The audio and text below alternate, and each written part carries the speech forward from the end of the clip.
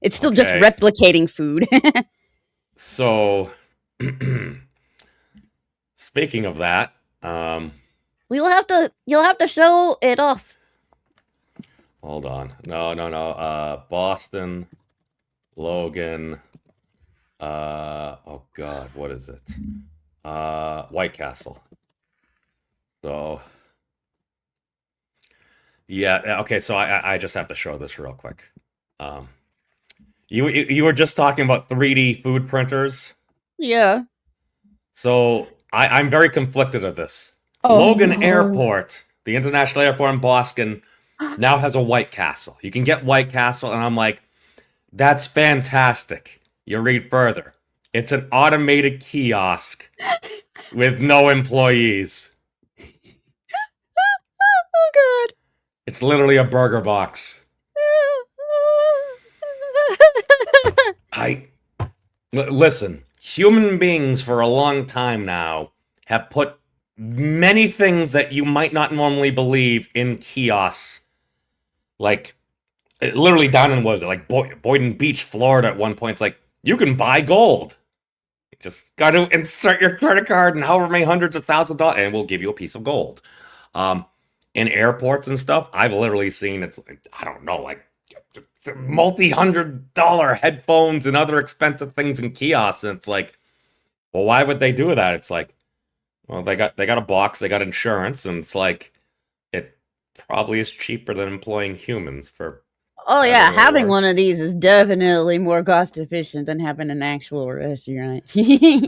But at the same time, I'm going back and forth. I'm like, oh God, this is probably it's probably got like various frozen foods in there, and then it probably zap fries, microwaves it hardcore per order, and then poops it out. And you'll pay for it because why microwave your own food? I think it's literally, I mean, what you would do is you just have to load it up with beef every day and just kind of keep it refrigerated, and then it goes, because I mean, like, the White Castle thing is kind of simple. It's like, all right, little burger, little bun, all right, grill both, throw on some onions and some cheese, bada boom, bada bing, you get yourself these sliders. In 2 minutes. That's impressive. Not sure how it's going to help affect us all, but yes, nerdy. It's literally a burger tree. It's a oh God, it's a rectangular burger tree. There we go. Or polygonal burger tree. It's not a spherical cow because that would take up too much room. Because when you're in Boston, everything has to be squared. So, it's just a random thing there. Welcome, Mike.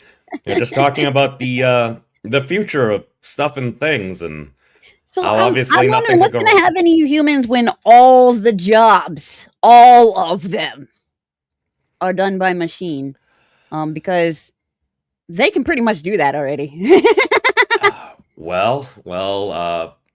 Speaking of spherical things, we got uneven Squirtle here.